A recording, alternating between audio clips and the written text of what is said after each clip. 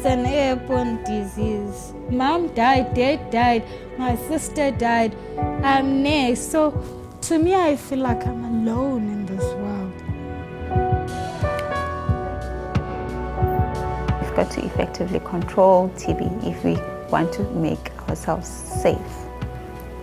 Because the truth is, anyone can get TB. Anyone can die from TB. And it's a killer.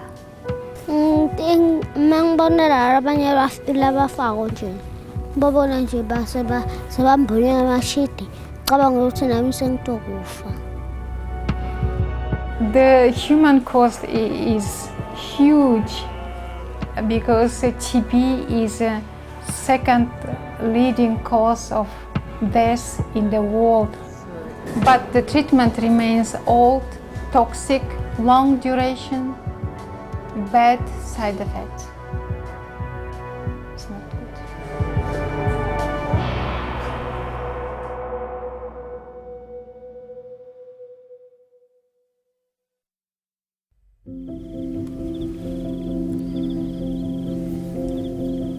In the southern African nation of Swaziland, around a quarter of all adults are HIV positive.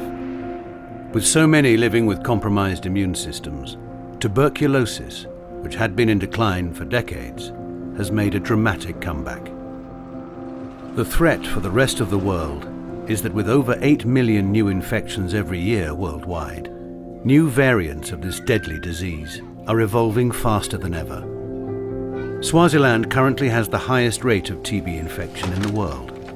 But with the disease spreading with a cough or a sneeze, international travel means these lethal new mutations are already starting to appear in Europe. In Swaziland's capital, Mbabane, 12-year-old Nokberga lives with her 17-year-old brother, Melusi. 2 weeks ago, their mother died from TB, leaving them orphans. Since then, they have learned that Nokberga is also infected with the disease that killed their mother.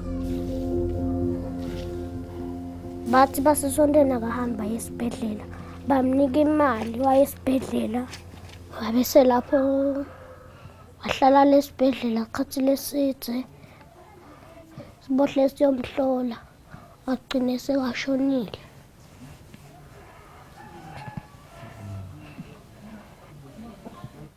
Make loka sahambile emhlabeni into etiningi sesiyatentela kodwa lesengeke size simkhohle make impilweni yethu.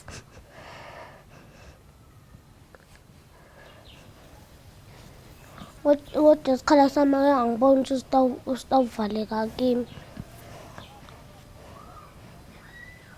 Nyalo ngivele cabanga yena ngaso sonke isikhathi.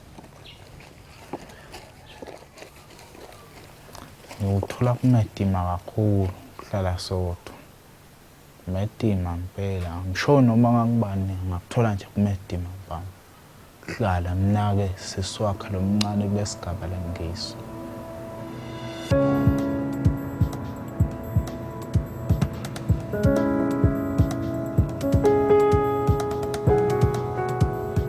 Ngiyakuthanda ukujayiva nalo labela ngale ngoma nje. Mengijayiva ngiyakhohlwa ukuthi mama akasekho emhlabeni. Mengijayiva ngiva ngiyajabula. Nje ngingacabanga kakhulu. Ngiyakuthanda ukujayiva.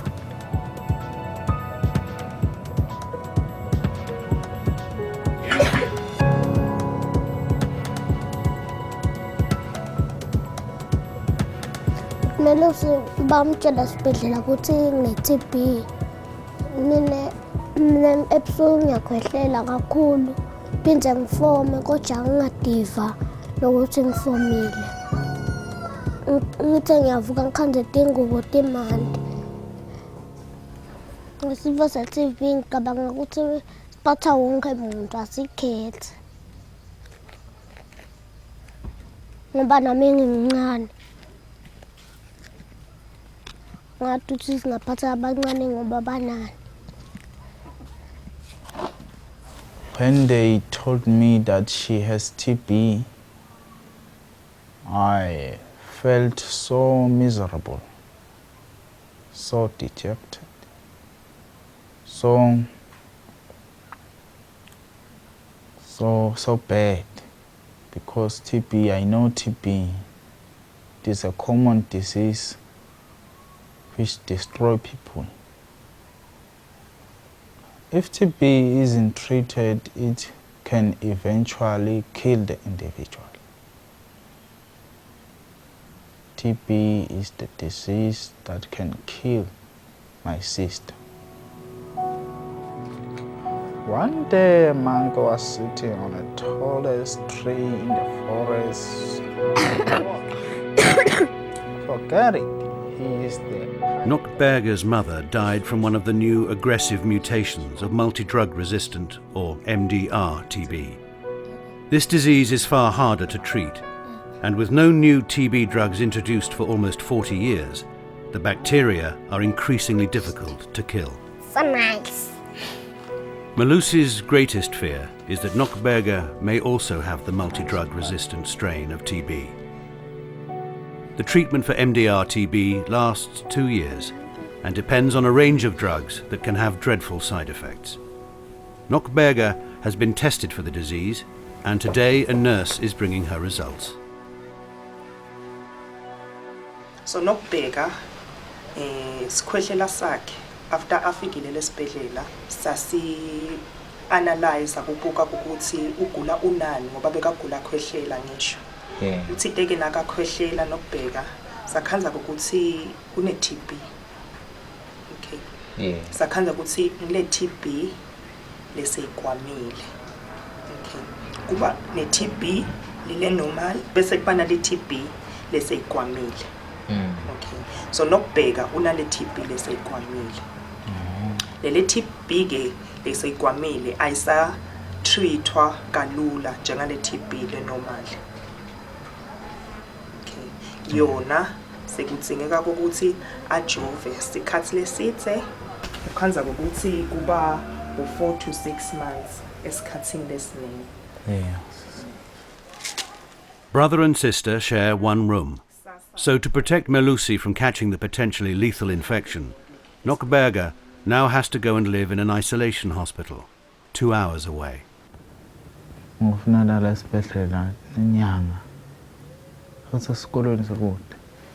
Yes, nayo vele inkinga.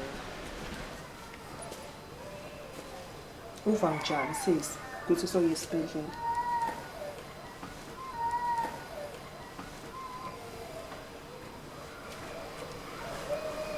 Nokberga.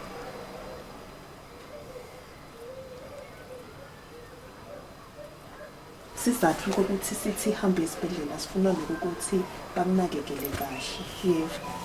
But ukhona ukujova kahle, but ukhona ukuthi amaphilisi akho wanathe kahle. Kumcoka kakhulu ukuthi uye esibhedlela. Utophila. Yebo. So such a son of a job. So,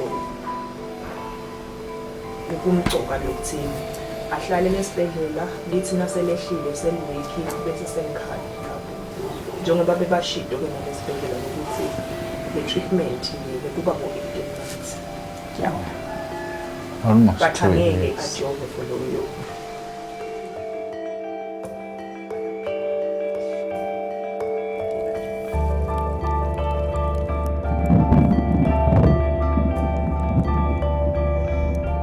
MDR-TB is increasing at an alarming rate in Swaziland. The government has now declared the epidemic to be a national emergency. The disease is far more lethal than ordinary TB. Outbreaks in North America and Europe have killed 4 out of 5 of those infected. Worldwide, around 500,000 new cases of MDR-TB are diagnosed every year.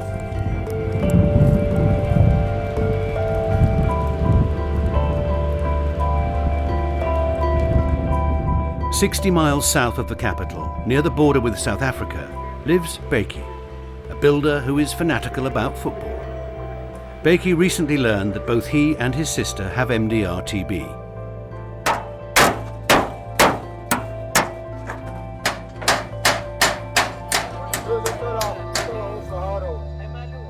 Ya mina ngumuntu longakaze wasebenza umlungu. Phila kwami ngiphila nje ngekwakha. Kuhambe emalanga kwathi ngiphilisa kabi lo msebenzi wami ngilokhu sengaphathwa yi-TB angisakhona ukusebenza kahle. Ngoba indlela engisebenza ngayo akusile indlela ngisebenze ngayo.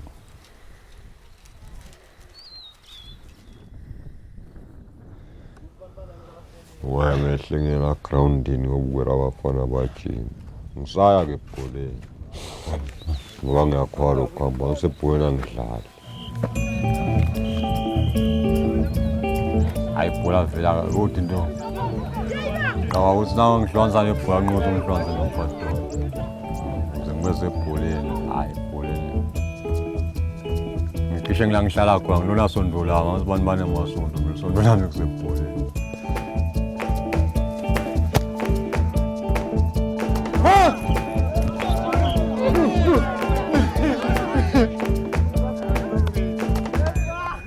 Vele ibhola into lami ilangatini vele ilangatini. Ngicabanga ukuthi ngiyohlukana nasengifile.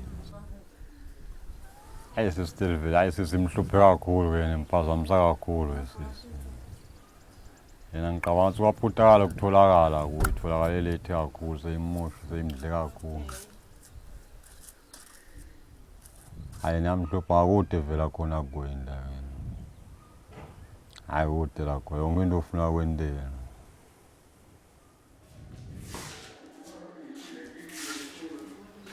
Ubuhlungu ukuphila nalesifo. Ubuhlungu shame. Khosi liyaqaba ngosikhathi unganasifo uphilile. Bawugijima uyelela ufuna kufika khona. Ngesikhathi losifuna manje akusenteki. Lamandla asawikhe. Asawikhe enefuthi kanje ukuthi maybe ufuna kusukuma phasi. Ufuna uqabanga ukuthi ngiyacala nini ukuzama kusukuma. Since ngiqale ukuhamba le-treatment ne-2 months nedi nje inkinga ukuthi ngiyabuyisa ngiyahlanda nje but so far lemivika ngiyibona kulabanye abantu isengekho kuba weak nje. Becky and Zandile are unusual in being so open about their disease. There is as great a stigma with TB as there is with AIDS in southern Africa, so most victims keep their diagnosis secret and as a result continue to infect those around them. Nganye ukuthi mina ngicabanga ukuthi ngahlala nangimake ngumuntu kwaba ngumdududeli manje into letiningi tiyakhulumika silakhaya uphosethi balula mina nje ngitinkinga ngicabanga ukuthi mina ngakhuluma ukuthi unayo ngashesha iphele ngoba ngakhona ukuthi umuntu kakhona ekuvikeleka akhona ekuvikela abanye abantu. Funzile nga-1990 ngafunzela 3 months kwase kukhanza ukuthi umphakathi walakithi so uphindze uyangithatha lo mphakathi uthi angiyofunzela ke kuhamba emakhaya ngibe ngumgqugqudeli yabo nalokugula kungakabi kakhulu kangaka kusekugula nje kokusheka abantwana nje nekuhlanta nekubavikelisa into bekakhulu nje siyenda kuhamba kwesikhathi ke kwase kuyakhanya ngokuthi tifo tiyadlondlobala ekufika nasifo ke sembulala awu lapho ngisebenzela impela bengingalali ebusuku nemini abantu basengakade nokuthi kufanele batheste bangathi nokuthi kufanele baye emtholampilo lokhu sekuphindze kweleke lena sisifuba ngoba lesifuba besingasiboni mbambamba nase sibedlela besingabambeki lula lesifuba so nake naso sesiphindze sidlondlobele ke futhi umsebenzi ophindze uqale phasi.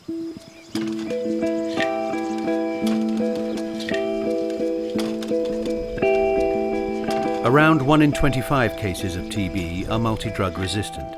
But if someone's already been treated for TB, then catches it again, the chances of developing MDR rise to 1 in 5. As with AIDS, the only effective way of tackling the disease is to use a combination of multiple drugs to attack the infection. Therapy is so complex and the side effects so toxic that fewer than 3% of the world's MDR patients receive proper treatment. Becky and Zandile are treated by the charity Médecins Sans Frontières, which works closely with the Swazi government on TB management.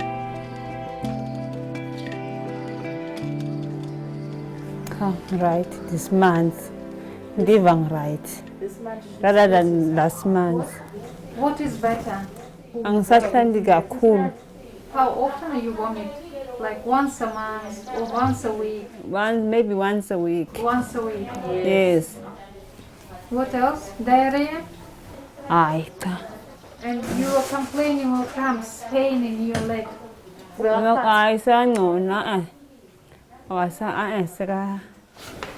Do you feel you started gaining weight or not? Mina ngiyagaina but iweight yami angiboni unyuka. Okay. Mina ke ngitiva right. She's gaining. Okay. Do you still have cough? Aye. She's not coughing. Almost all our patients experience some side effects, adverse reaction of the treatment. In case of Zandile, she has been experiencing the most common side effect like vomiting for quite a long time, but she's eating now well and she has good appetite. She's slowly gaining weight. Nangibuka mina beyikhona iTB nje kusomntwethu. Le TB yanamuhla le MDR yangithusa. Iyaphambili yaspreadeka. Kusho ukuthi mina ngintengethile ngwakansele. Ngimeluleki walakhaya njengoba ngati ngike ngalashwa ke iTB MDR. Ngaqale ngalashwa iTB yanga respond then ngaqhubeka ngalashwa iMDR siyevanakanga. Abuka lutha kakhona ikhapha. The side effects of the treatment make many patients so ill that they stop taking their pills. But without treatment, the disease is always fatal. The clinic has support groups to encourage patients to stick with their meds, no matter how grim the side effects. Ngalesikhathi uyiqala le treatment isuke ifike ikhanze lokugula ngithila emtimbeni. So lokho kusengathi lo mtimba bese uyahlukubeteka. Ukuthi le maphilisi afike alwe nalokugula la mtimbeni wethu siyevanakanga. Asuke afight la maphilisi alwa athi uyabona ngifuna ukunqoba napho lokule mtimbe wemuntu. So ema side effect vele ngeke uhlala ungabe nawo ngoba lo mtimba uyahlukubeteka. Yeke kuthatha isikhathi lesinganani lento leyisho kula mtimbeni ukuhlukumeta kwemtimba uqale kunatha amaphilisi. Njengoba ngishilo ukuthi sehlukene niyabona asifanani. Imtimba yethu ayifanani siyevanakanga. Kufuneka sikubeketelele siyibeketelele le treatment. Siyevanakanga.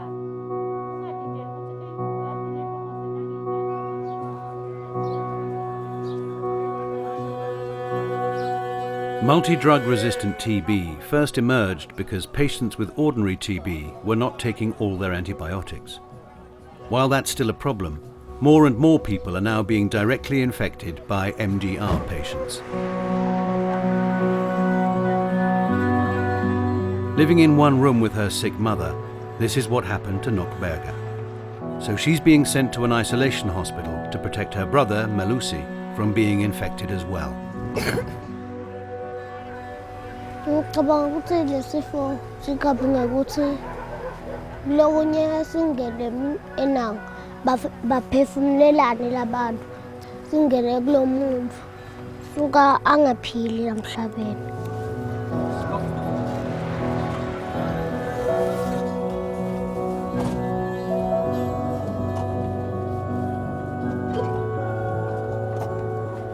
Nasesikoleni sike sibe baningi eklasini mekumakhata bathi botishela singavule emafastelo bese siyangena kulabanye abantu lesifo.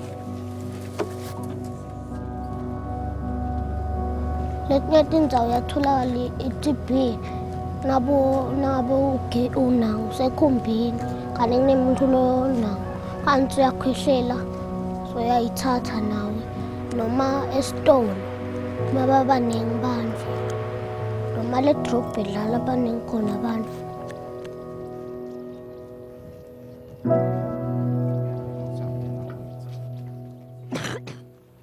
So le TB latholakele ukuthi unayo yena lamaphaphu akhe akasikahle anegciwane le TB kuthiwa i-resistant sho ukuthi seligwamile yabona so selifuna ama-drugs la strong lama-drugs ethuke lawo uthi dokotela atawufaka ekhathi umjovo uyeva utawujova 6 months la etikuntakho uyeva sisi onke malanga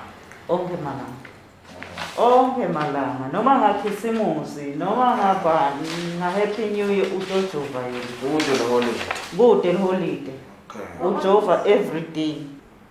Those drugs which we are going to give to cure the TB has the side effects. She can have, let's say, diarrhea, vomiting, stomach upset, which can just pass.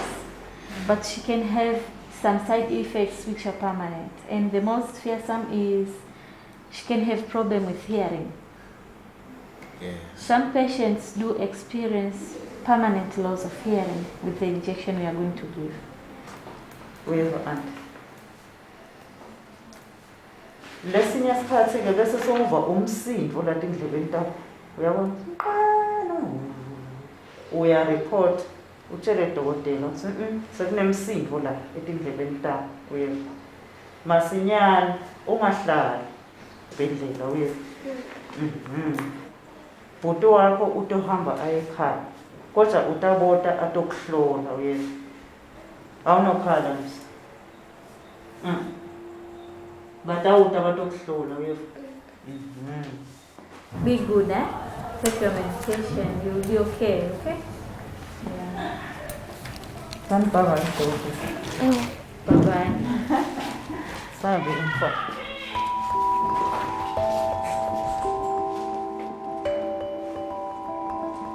Nokuberga will have to stay in the TB hospital for at least the first 6 months of her treatment. She will only go home if sputum tests show she is no longer infectious.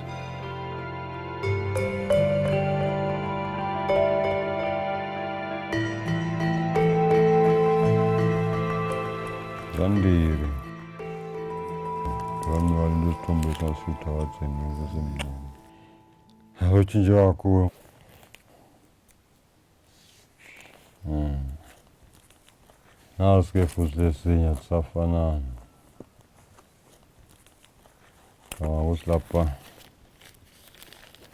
Akesebese khona ukugula ngaphansi. Bathi la uyambona la. Ambukisise.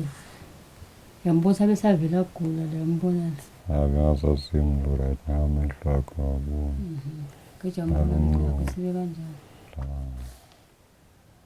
Kujangethemba sinakaphila utawubuyela nje. 3 months have passed and Becky is missing his sister Zandile. She's been taken to the local hospital. The side effects of her drugs have got worse and she's losing weight fast. Their mother is looking after her. Bekasolo vele ahlanda fast. Kukude kudla lokuhlalako. Maphilisi yawahlanda kudla uyakuhlanda. Kwase dokotela sogcina-ke manje amisile kula maphilisi aka-TB ukuthi amane againe kancane i-weight ngoba umtimba wakhe awusakhoni kuhambisana nemaphilisi so weak kakhulu. In case of Zandile, she has been experiencing vomiting, but at the beginning it was manageable. But recently her vomiting worsened like dramatically and it became intractable, not responding to treatment. So that's why she ended up in the hospital with dehydration, significant weight loss. She is vomiting out drugs as well. And the drug concentration in her body is much less than it's supposed to be. So there's so many things you have to consider to take a decision to suspend TB treatment temporarily in order to stabilize your condition and to improve your nutritional status. Zandile's doctor faced an impossible choice. If she maintained TB treatment, Zandile would continue to lose weight and fluids and could die. But suspending treatment means the infection might mutate into an even more drug-resistant form that would certainly kill Zandile. Do you have any complaint today? The niece is lost. Niece? Yes. Oh, she's losing strength. Can she walk? She can't walk. She can't walk when I'm not here. Because of here? Yes, it's lost. To suspend the TB medication was a very difficult decision for me. We should not stop TB treatment.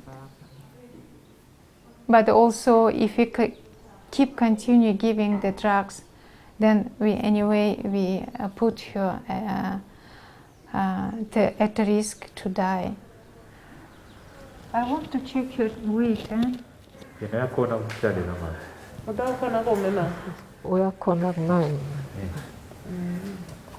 Bit closer.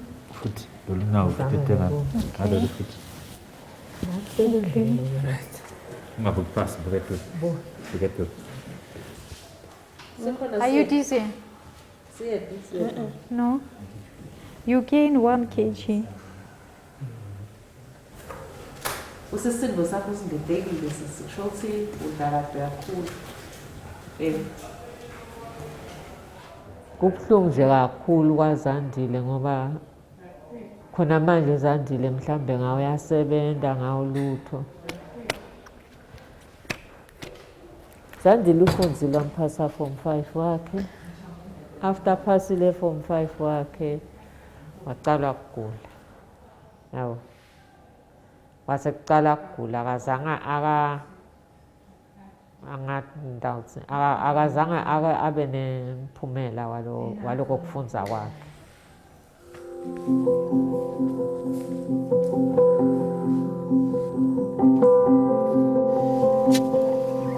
Becky is also struggling with the side effects of the drugs. The treatment is so grueling that fewer than half of all MDR patients successfully complete the course.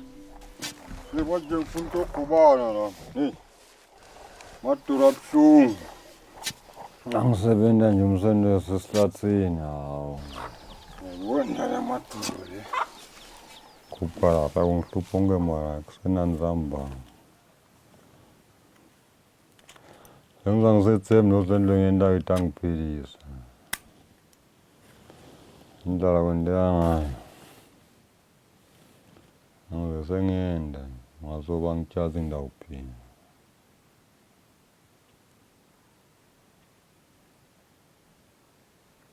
Bekungonywana ngikathi nifike kuqala hayi. Bengisakhona ukuguqa phasi ngakini lanyala ngisakhona kwakhe.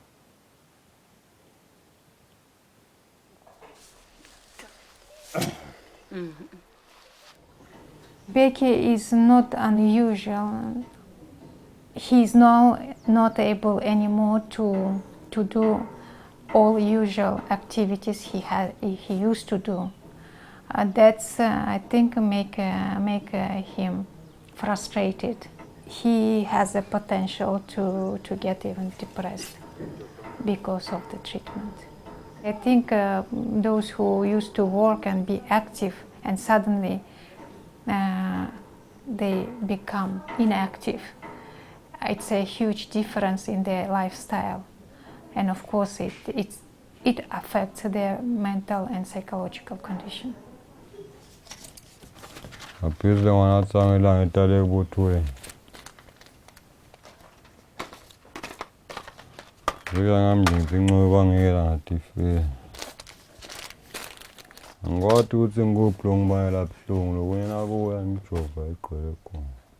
Angilenye inkinga. Umuntu nje unaphindundume ngaphezulu.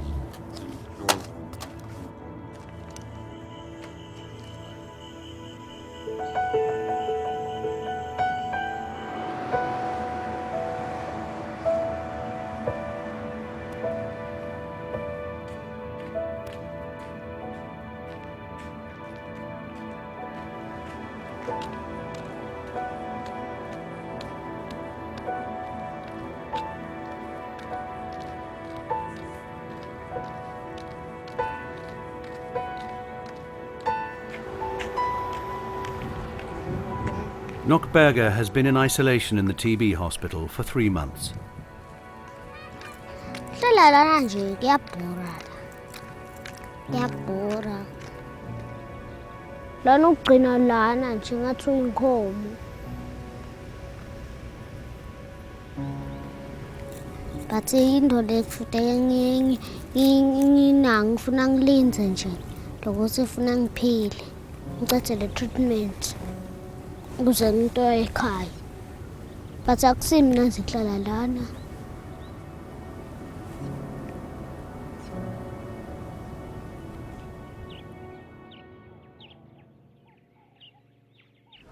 Sorry, auntie.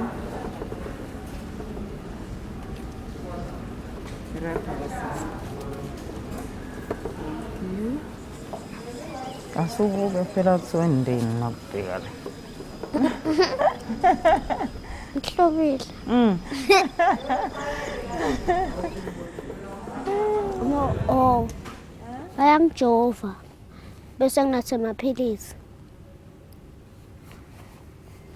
Kanjalo nje. Okay, sesinatha amaphilisi uyevu.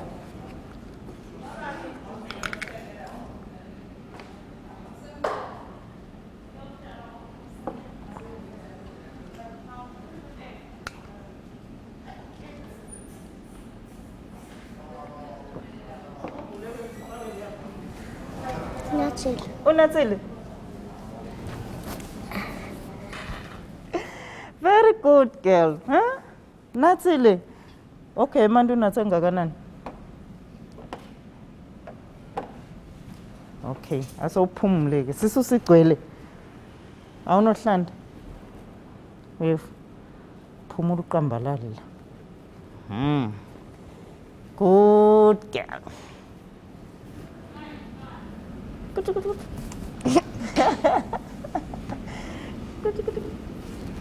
Yini le nto le? Ngokuhlala kwami. Lena ngithandzela ukuthi naye wangithengela ungathengela nginake yona le. Ngizangikhumbula.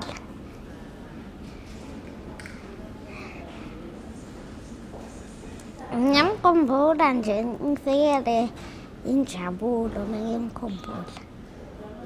Bengihamba naye, sihambe naye, sixoxe naye, sihleke.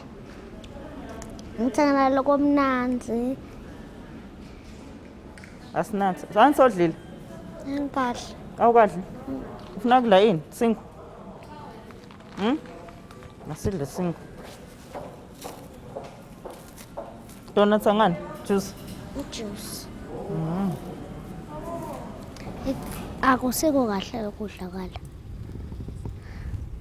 Akusiko kahle ngoba udla into yinye toti idla into yinye toti awutithola tithelo ngesikhathi awutithola into letihlata nemibhidi ngesikhathi nje udla emasuphu.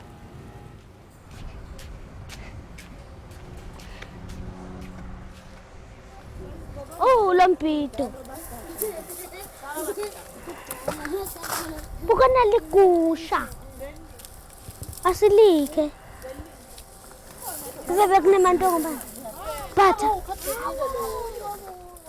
Sidinga lokuhlata, side lokuhlata la sibhedlela. Sidla tinyama nemasuphu. Amaveji kude la nkathi.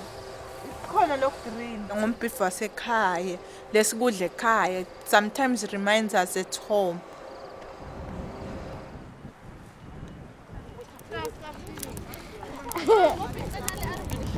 There are no other children of Nockberger's age in the TB hospital, but 27-year-old Tebile has befriended her.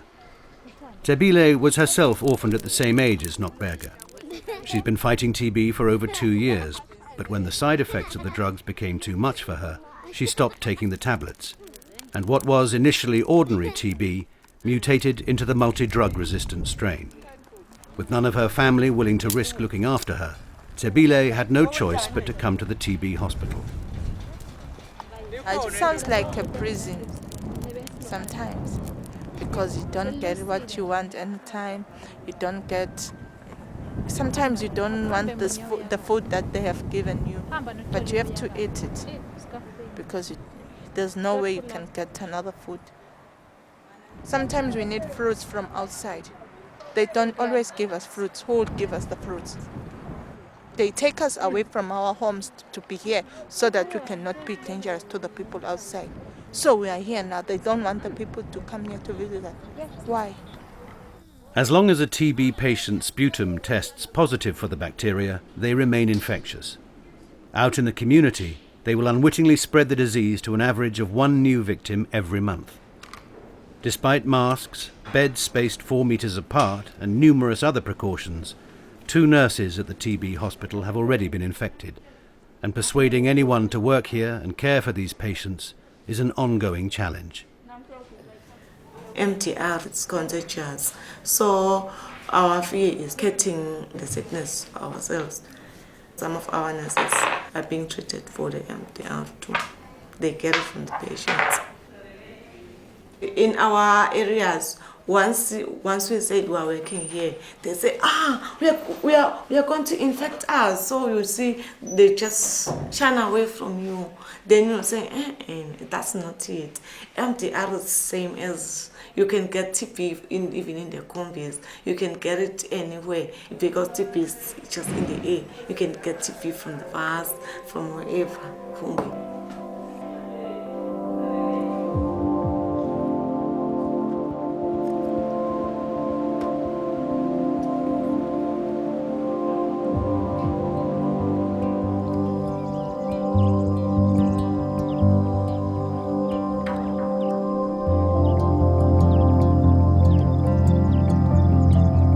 Nockberger's quarantine is having an impact on her brother, Melusi, as well.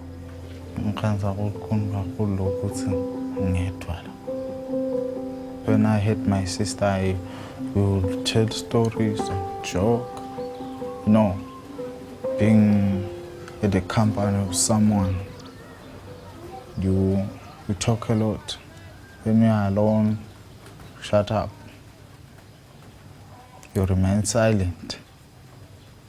Maybe listen to music. Nobody to laugh with.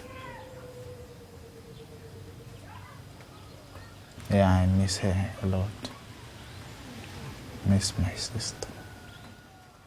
It's my sisters. My sister always liked making things like this. Planting trees on tins. She enjoys it very much.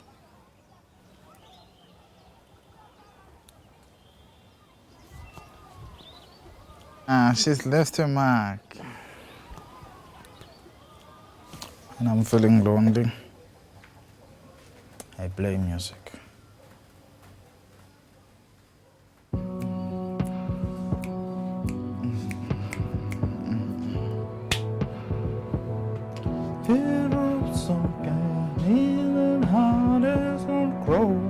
I had all the riches, my pockets full of.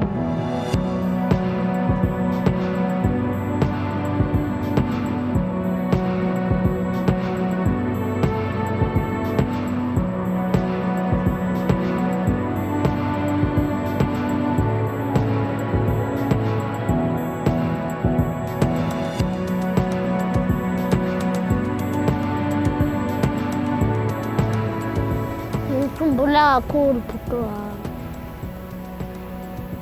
Ngigcine kulo mnyaka lophelile nje lokuthi. Selathi ulungisa imali yokudala lapho. Wonke la malanga.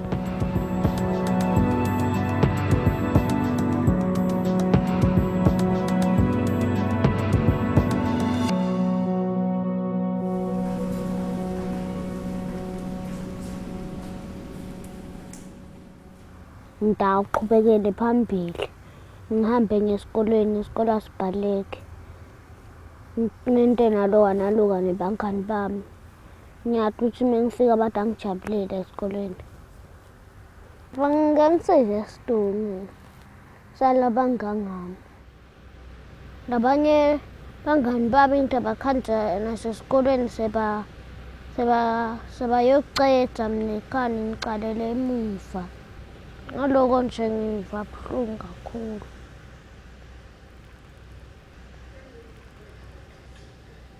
Yimi le ngumntwana ngedwa la. Ngigcwele abantu labadzala. Baxoxa into leti ngahaki mina ngithande. Her friend Sebile also feels the hospital is having a bad effect on Nokpega. I don't think it's a good place for her. There are old people here, people with a lot of problems, and they talk about boys and husbands, you know. I wish she could have a better life. I know this place have influenced her so much. She has changed a lot. You can even hear from her language. Having TB has changed her life so much. I think she is losing her childhood. I think it's sad.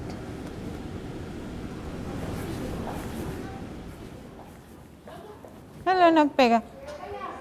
Hi, doctor. How are you? I'm fine. How are you feeling? Sit up, Nokpega. Are you still vomiting? You didn't? You didn't vomit today? Oh, okay. Are you eating well? For anyone who had to be on treatment for 2 years, you'd agree with me that's a lot of time. So long duration of time to be taking toxic drugs. So we've had so many of those patients that stopped treatment, and we've actually had a patient that committed suicide because of the diagnosis of MDR-TB. So that's pretty bad.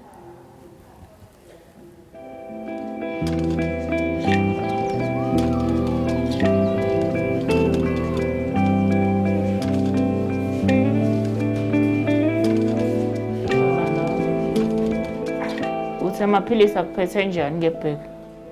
Amaphilisi maningi kakhulu. Ngiyawanatha wona kodwa maningi kakhulu. Kodwa mina ngitafike ngimtshele udokotela. Lokuthini? Usaza kuneli philisi litangilapha hayi lemfuqwane maphilisi. Hayi lemfuqwane. Yebheki. Kusede phela iphilisi lelitholakile lelingabusa onke la maphilisi. Noma uwanatha uba nabo lokho ukuthi cha vele ngwanathela kuphila. Wena ke kuwe kanjani? Ngilaba khona seliphelile ngasela ngibona mehlo esithi ngiqale kwanapha. Lisela wakhona lithemba manje yalo sekude. Ya nyalo sekude nya. Bengivele nje, bengigijima nekugijima. Sengiqale kakhulu phela nya. Wawugijima? Nyalo bengidlala ibhola mina ngiqala nasemaphilisi. Wodlala ibhola? Nyalo ngisakhona. Nyalo usakhona? Yo. Sekagulisile. Bamba. Unganqukekela lamaphilisi. Socabanga kwayekela. Ngitsina kula maphilisi maningi kakhulu. Maningi kakhulu. Maningi kakhulu.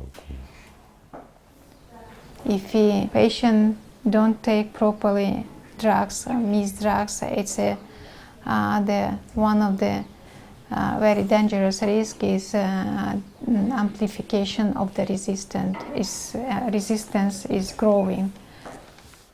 Becky is on a cocktail of 10 drugs, 8 aimed at the TB and 2 intended to try to reduce the impact of the side effects. Asamuntu udokotela ngale amaphilisi maningi kakhulu. Asaqala wanathe nonke la. Anathe same time onke la. Bheki. Azihambele iminingi yena ngale. Awanathe amaphilisi lawo. Isikhathi sinye onke. Hayi ngiyangisulela nabe ngifamile. Phela singaphila de phela. Ngoba ukuthi bude hlule. Ngitsala ngombuzo. Hayi sengwana tsakhumba. Hayi. Esizwa ngibuthi akudokotela athi liphilisi ngiliphi ngiphilisa amaphilisi langaka. Ngifuna wanazo isikhathi esinye. What does it mean? You are going to choose now drugs? Yena wona athi isikhathi esinye amaphilisi lamaningi kangaka.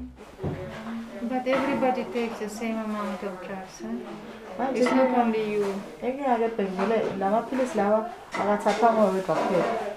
Wonke umuntu uthatha amaphilisi langaka vele uma welashela le TB. Abuva lapha amabuva.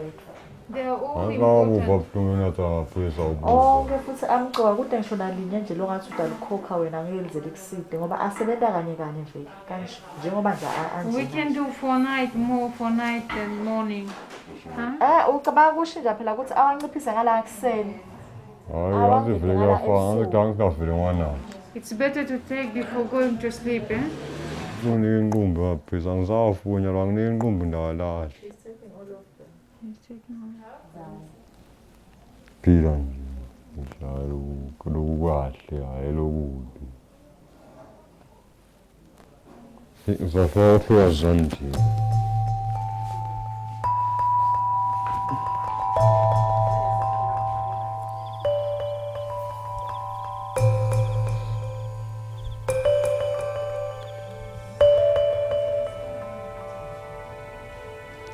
Uyabona nje. But sometimes lokungeva kahle kuhle kwenteka. Uthi uyakhuluma, nikuve ukuthi uyakhuluma. But angeva kahle ukuthi uthini.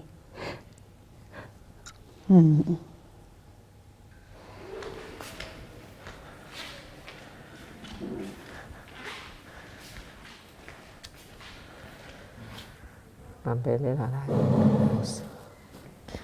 Okay, asame ufusana.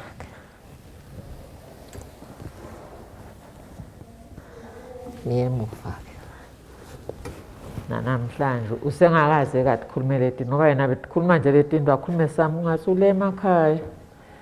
Sidakwenda nini lokhu naloku asho lento lengekho nje. Ahla ngitshengisana emakhaya lapha ngesheya nakuya kabani bani uyabona ukuthi lengqondo ayikho la khona. Akasakhona nje ukuthambela aye toilet akakhona ukutendelana. Manje ke lokho ke ngiko lokungiphatha kabanyana lokusangasakhona lokubhalansa nokuhamba kahle balance.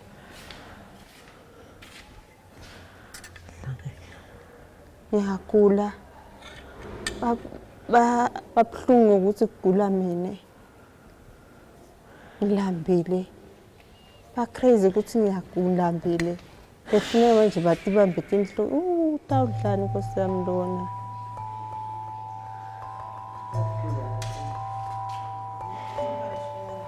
Mbili. Ngokufisa nje nankulunkulu angaphumulelo lensha. Ngiphilele.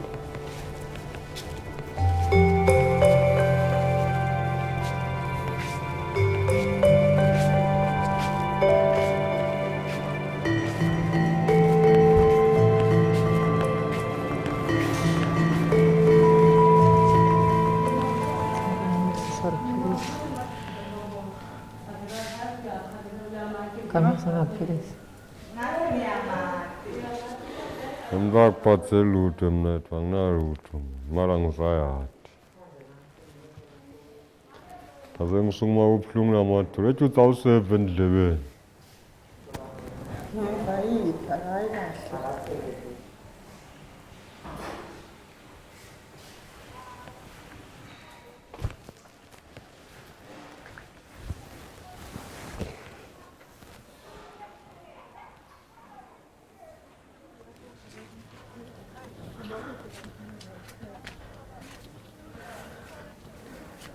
Buongiorno, Pe.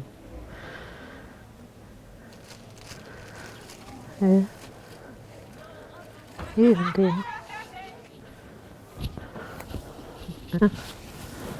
Njani? Yinaso ubuhlungu. Anempilo ngiphila nyalo. Ngitshanyalo nje ngazimlaka atibula nokutibula endolo. Ngcono kufa nje ngiphila awufunda ufuna ucela. Hlabeni kukhulu.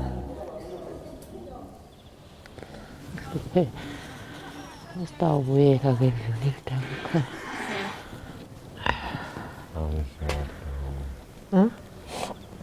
Siyahle.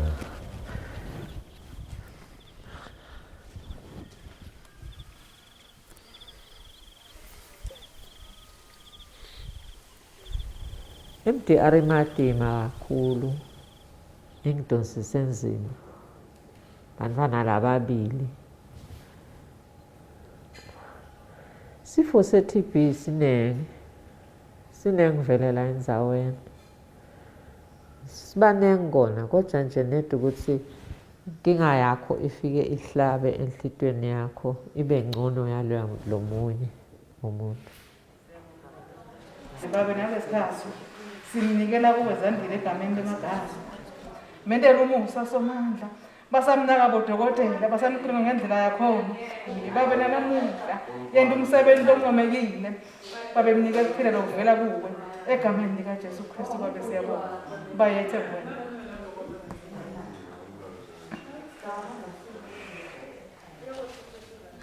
Ngesikhathi ngengizingilele awake kuthatha insambo ngetikhulu.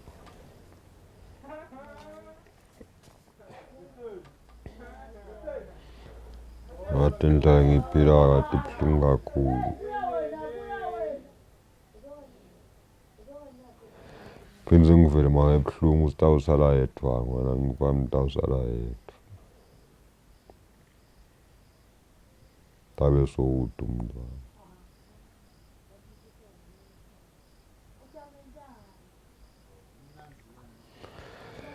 Impilo ayisikahle malume. Elikhulu. Ngathi ngayichaza kanje.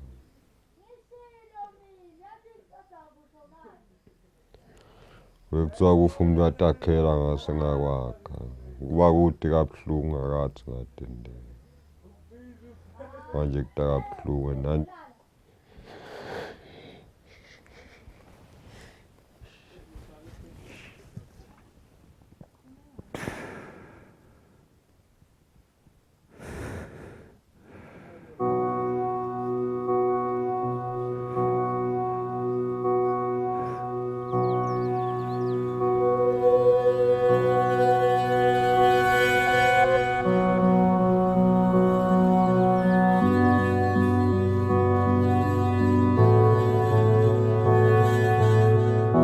Berger has been at the TB hospital for almost 6 months. If her sputum tests negative for the tuberculosis bacteria, she'll soon be able to leave the hospital and continue her treatment at home.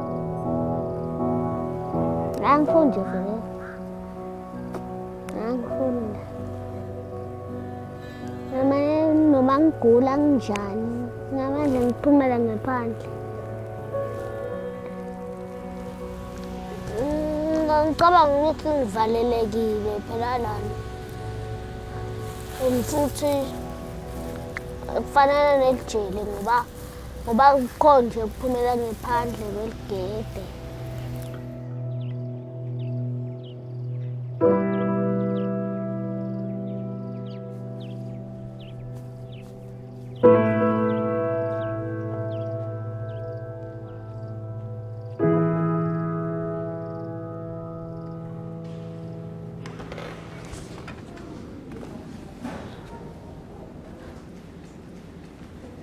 Hi, Nogu. How are you? I'm fine. I'm fine. How have you been doing? Huh? I hear you've been vomiting. How's the vomiting now? How's the medication going? Are you taking your medication every day at the same time? Correctly? Yes. And do you report when you vomit? Dentro betihamba kahle. But ngile ngagula. Ngaphatheka kakhulu vele. Bengihlanda. Namhlanje ngihlantile. Having that chronic lung disease has its own problems in terms of, functioning. But I cannot ignore the fact that the treatment has got severe side effects as well, which makes it quite difficult for patients to adhere to the treatment. Yebo, auntie. Ngiyaphila. Ngiyaphila, hlala. Hlala ubhekele. Nockberger's daily injection, amikacin, is a 40-year-old drug that has some of the most severe side effects. It can cause serious kidney problems, as well as the nerve damage that can lead to permanent deafness. How are the ears? Tenda njani? Sengaqala ukukhala. Tikile taqala ukukhala. Tikhale nini? Tiseneliviki. Tikhale tenda njani?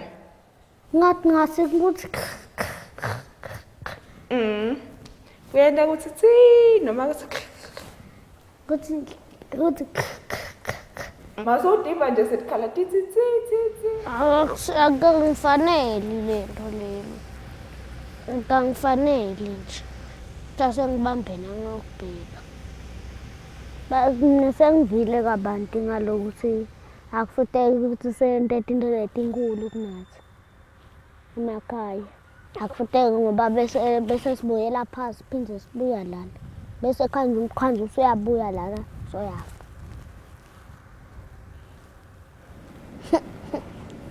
Leticathulo leti tinkhumbuta ticathulo tangako.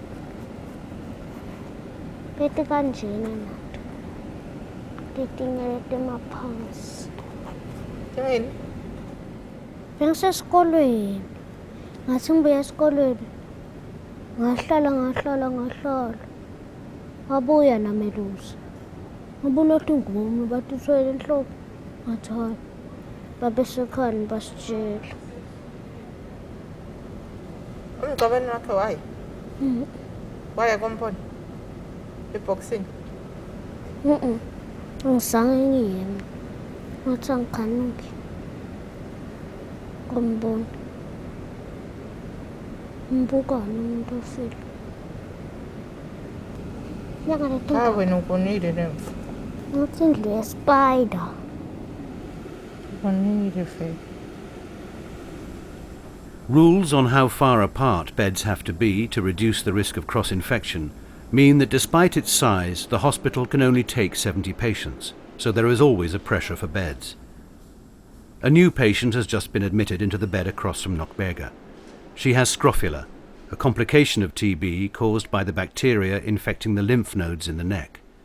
Nockberger's mother also had scrofula before she died.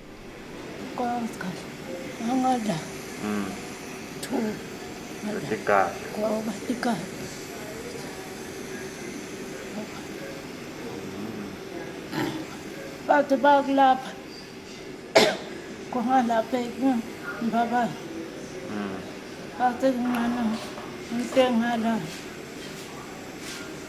ngitothofa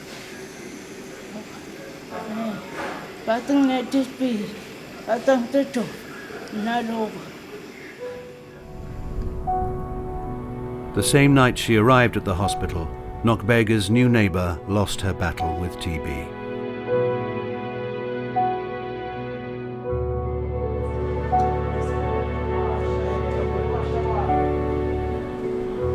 Ngakuseni ngathi uyambuka. Ngakanje sekangekho umuntu. Futhi ngeva sebaqoqa nami. Sebathi ushone laboratory ekuseni. Ngumntwana omncane kukhulu ukubona kunenteka kanjena. Ngimncane embi kwami nje.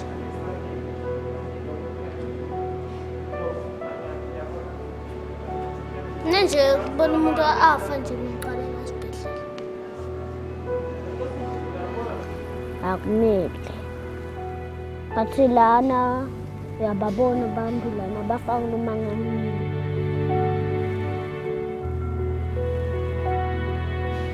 Lento leyo angangisile ngithusako leyo.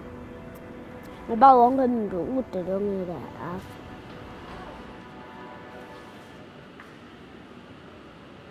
Nockberger's friend Sebile is also living in fear.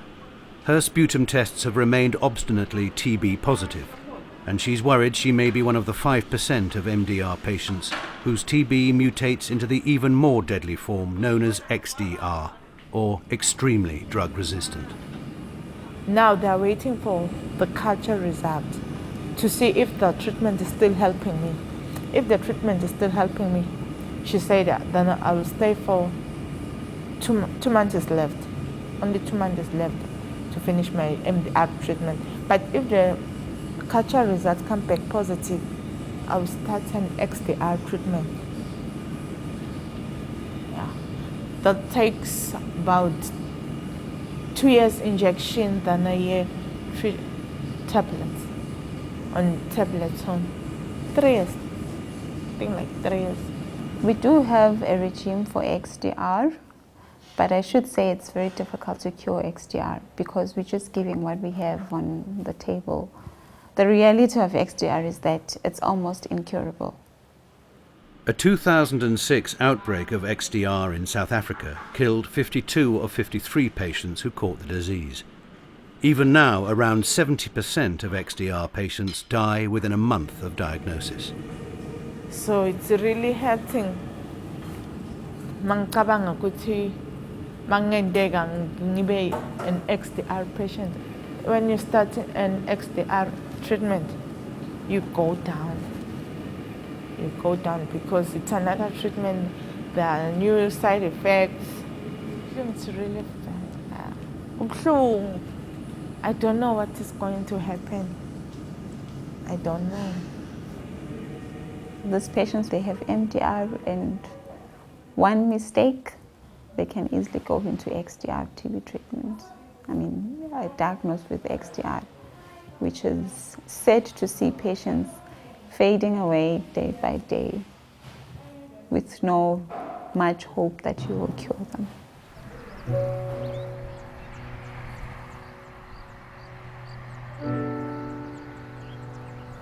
There is a patient, unfortunately, she developed XDR TB that she had contracted from her parents within the same household. Currently, she's on XDR TB treatment and she's lost her parents, she's lost her hearing, and she's actually not doing so well on the treatment.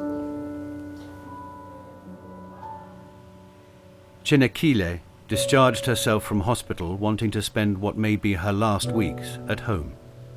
She's been asked not to return to her university course, so now lives in isolation in her dead parents' house. Imagine waking up in the morning, you've totally lost your hearing. I wouldn't wish that on anyone. I'm a person who loves music a lot, especially gospel from my church. So I miss listening to that music. I had my own favorite songs. And I found myself taking my phone, trying to listen. There's nothing I can hear. My mind is so suicidal. I also hate it myself. When I look at a rooftop, I think to myself, I wish I knew how to tie that note. And I tried remembering. I tried remembering how we used to do it as Girl Guides, but it just doesn't come back. But I remember all the other notes. So to me, it sometimes tells me that it's God's work that I can't remember that note. Because if I would, I know myself, I would do it.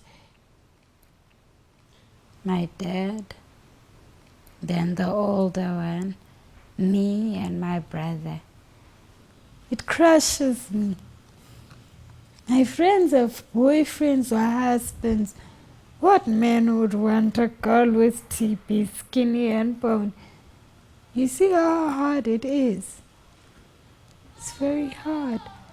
Because even if people just see the face, they'll be like, wow, she's beautiful. But come see the whole body. It's scary. No guy would fall for that. I've took every single injection they have on their regimen. Every tablet. I'm not going to win this battle. See, I'm not going to win it. I never will. Instead, it's just killing me slowly. Next thing, I'll be crazy out there. Because this thing's slowly eating me up. It will take a while, but the disease is progressing. It will progress to a point where she probably cannot use the bit of lungs she's left with.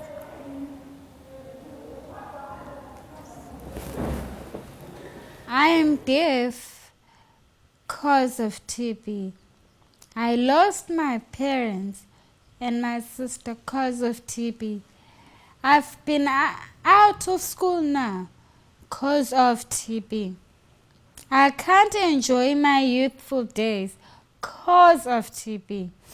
I'm not living like every other people with their siblings in the same house because of TB. Like seriously now, how many things are going bad for me is just cause of TB. You see, I really don't care about the stigma because I'm now able to stay alone. But like seriously, all these things just cause of TB. It's not fair. It's really not fair.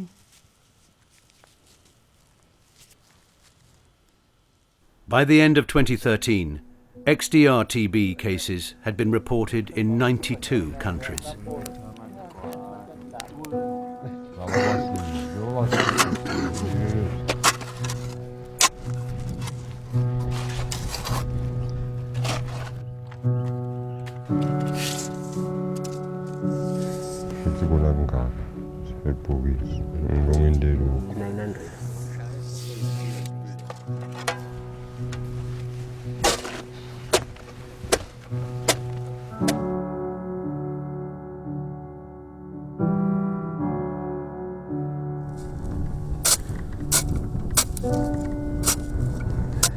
Not by 1 meter. Not by 1 meter. Nothing understand. Hey, wrong sapphire, that's new. Wrong any one jam. Muktung ko na. Kajang ko yung bunang mundo hamba. Ang ko yung bunang mundo lang. Ang ko yung banari na yung mundo.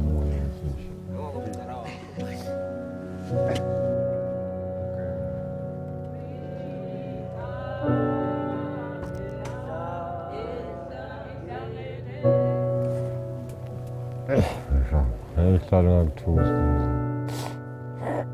more understand who's now without cannot move. You know, I got to what God cannot and then I make guarantee, you know, it's a free. Come back, in a sing gym, come back, and things are boy and I'm okay. Somebody not paid. Just go out or just sign me. Kawan usikia mlomsala kombesi naye wethu wona kubuhlungu yena ukhalile naye ukuthi betshe naye waphinza washo wathi umntwana amakushe kakhulu emhlabeni kuye kuthiwa usilwane kuyaqedzelwa ngawathi akaqedzelwa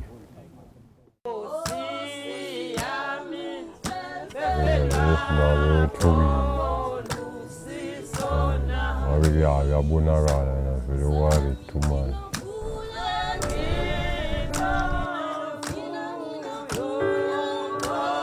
Londolota sililela nemango sililela nawo wonke umuntu lothinzekile ngekuhamba kwaZandile.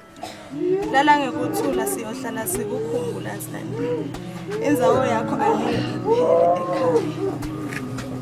Endleleni sihamba ekuphileni sisaphila kukhona tinto la sifuna tendeke but tingenzeki ngekufuna kwethu sinempriest lomkhulu uyavelana nebakho obuthakathaka nawe uyavelana nebakho nawe uyavelana nebakho obuthakathaka nathi hamba tihlobo tethu kunempriest lomkhulu lovelana nebuthakathaka bethu.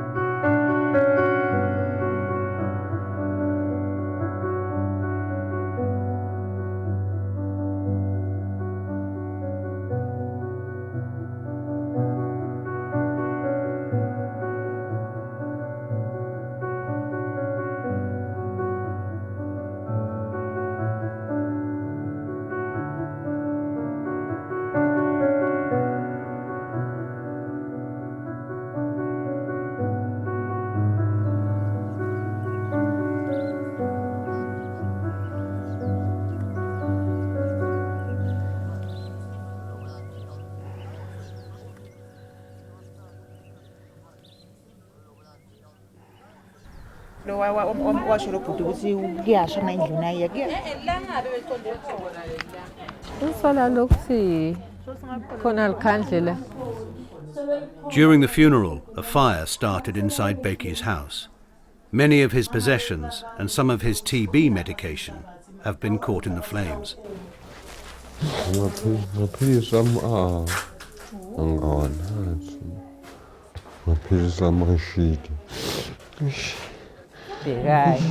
Hayi bheki cabangela thine phela manje bheki ithine uyati ngihlale ngiplanisa bheki akunankinga kuthi kulahlekeni kwendekeni bheki hayi bheki hayi bheki uyududude mina uthi makeqina nyalo wena usakhona iqina bheki hayi hayi bheki hayi angona sikwanya hayi yonke into kuyendeka ungakayigazi ngakho-ke wena mane isibinzi ube yindoda la ekhaya.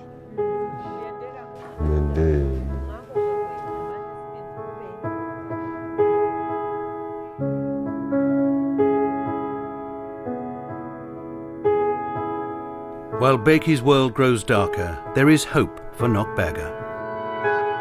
After 6 months of daily injections, her sputum tests are now negative. Her brother Malusi is still at school, being supported by the church. He can't afford to look after Nockberger, but their church has found a family willing to take care of her for now.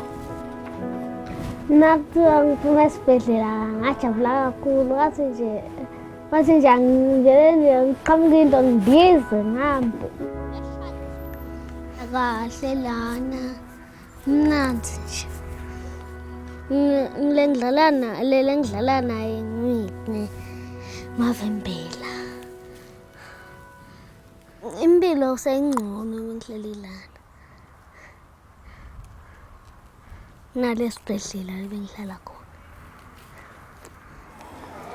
lokhu sengidiva lokuthi sengisesikoleni Diva ngijabulile.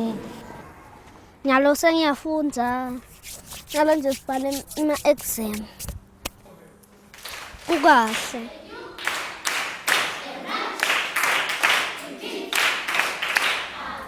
I like school because tomorrow I will be in university. And then I'm supposed to get to work. Nami ngicine sengisebenza uve ngilapha ema headquarters khona lapho ema office lamakhulu ngishaya ama computer lapho.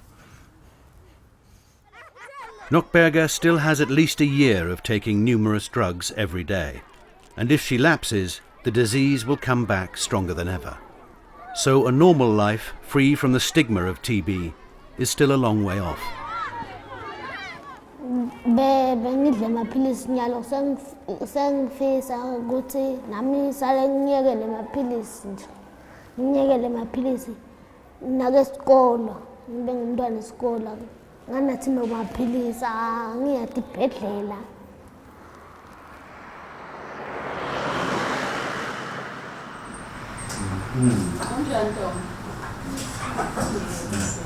Ukuhlanda kunjani? Sekungcono. Okay. Amaphilisi awakuhluphi ngalutho? Good nje la. Okay. Uqhubeke ke sisi uwanathe amaphilisi akho. Na ukhona lokuvelako lakuhlupha ngako ubuye usho. Msisi. Le langa lengicetha lento bengicetha ngalo amaphilisi ngicabanga ukuthi into mfisa ukuthi ngidawujabula ngijabule vele enhlitweni yami.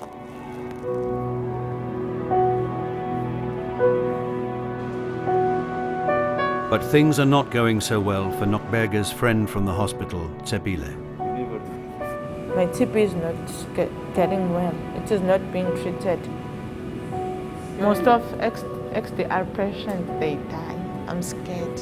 I'm really scared of XDR.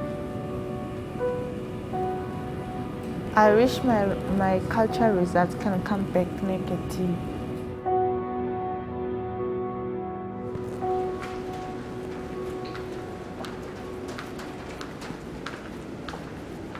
How are you, Gabi? We are following on your results and your clinicals. You have been on medication for more than a year now. It's a year almost, eh?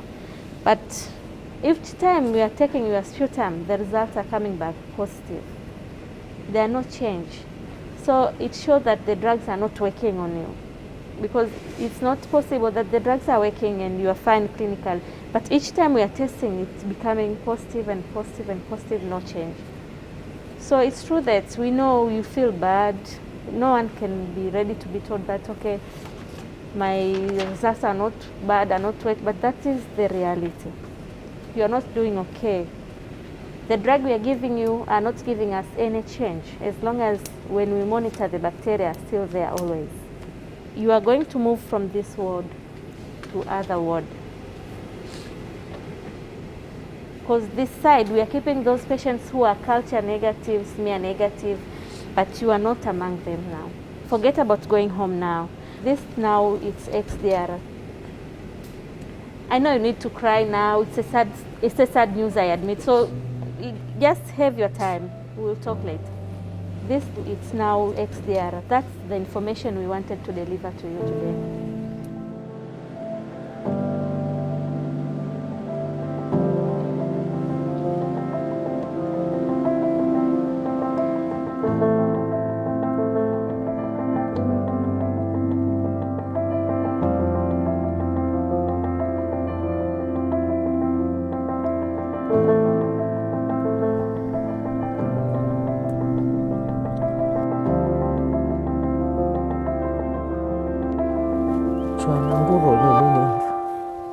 Hakuna ukurora. Unokuningi. Manta uhlotshwaletana. Nganginelethemba ukuthi Zandile utawuphila impela ngendlela labayendako ngayo. Inkinga nje mina ngibona kokwephuteleka ukuthi sibanjwe sifuba saZandile. Ngathi noma sibanjwa kakhanza mhlambe kokuthi sesihambe kakhulu nempilo yakhe. Yephutha kubonakala. Asekukhala.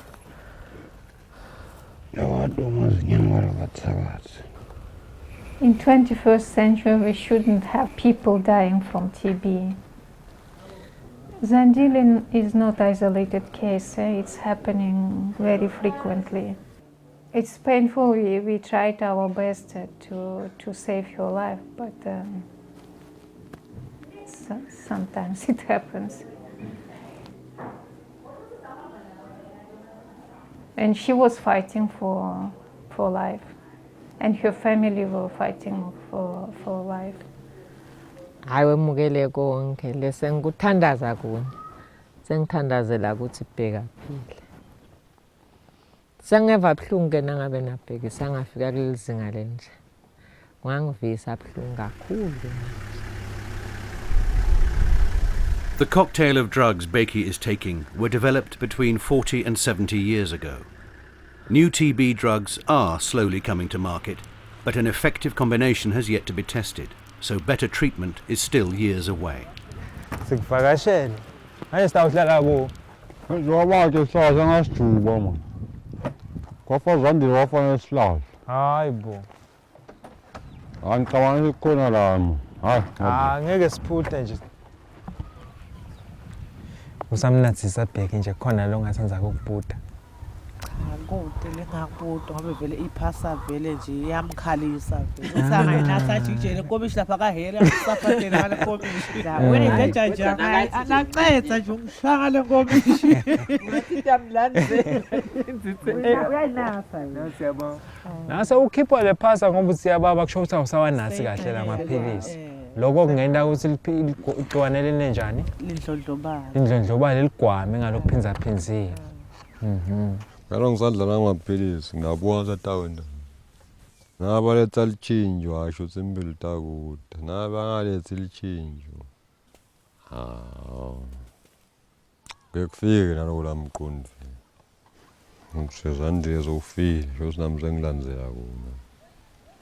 Naye waqala kancane. Wagcina sagula kakhulu. Wagcina safile.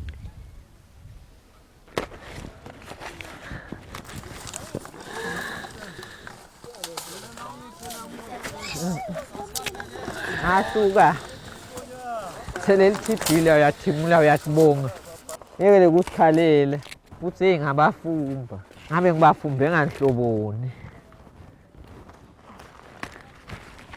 Ayikona ngiphathise kabuhlungu ekufakwe lesistela ejayishi.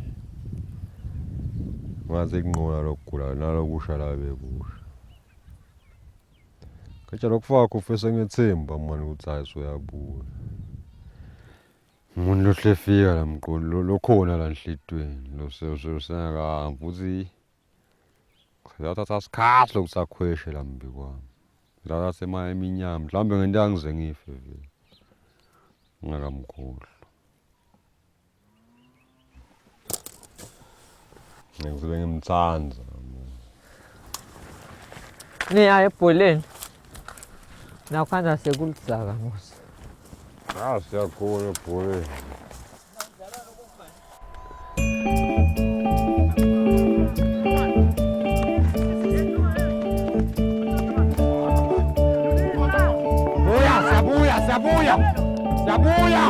Siyabuya! Move it out!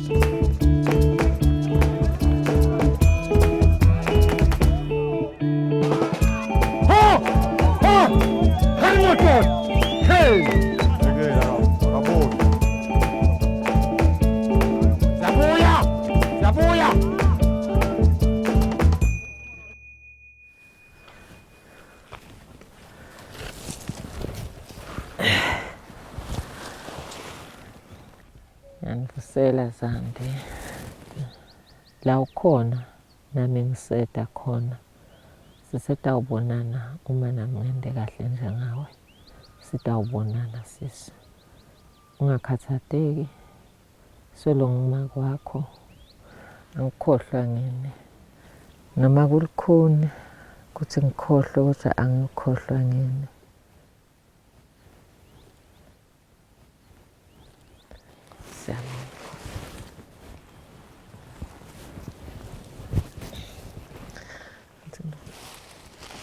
Mangifika la ngeke ngathi ngiyahlala xoxe nje naye ngoba la emoyeni wami soloko sengakafiki lokuthi washona makungenteka nje ukuthi impela laba bakhala amaphilisi bagcine vele bawakhile lalata thathela isikhathi lesifishane ngabe uqinisele waqedza i-treatment yakhe waphila. I feel sorry that in this era of globalization we still use old drugs and we cannot eliminate TB. Nokberger's friend Tebile couldn't face the thought of living in an XDR isolation ward, so she's discharged herself and is living alone at home. I've run out of tears. My tears are all dried. Just dying inside. It can't help me. I can't cry every day.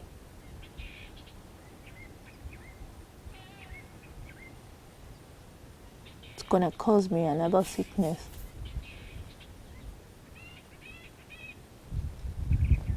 So I have to,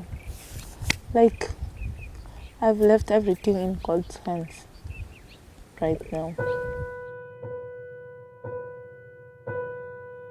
Tebile is still at home alone, fighting her battle with XDR TB.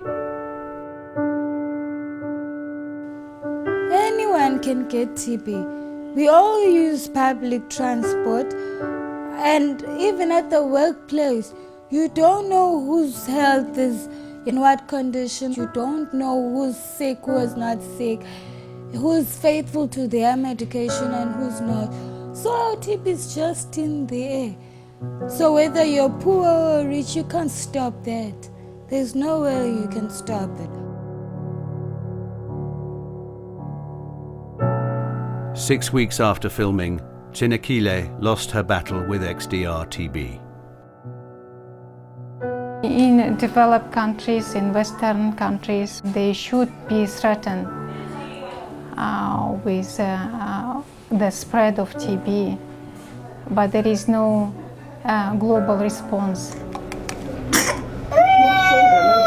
The fact is, we cannot choose the air you breathe, and hence anyone can get TB. Anyone can die from TB.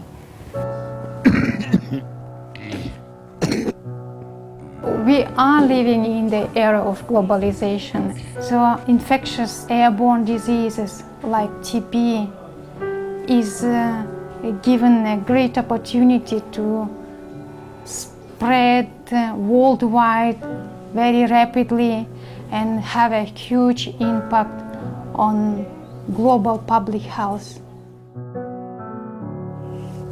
Solange kusenako andivela batawu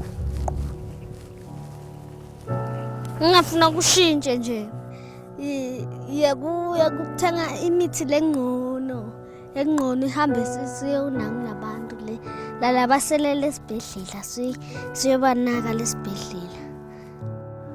Asivele sibone lokuthi ihlasele iTB, ifikile, ihlasele.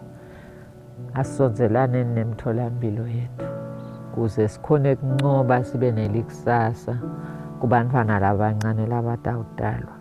Ngoba nasitawekela kulwa nayo lapha vele bantwana baphelile.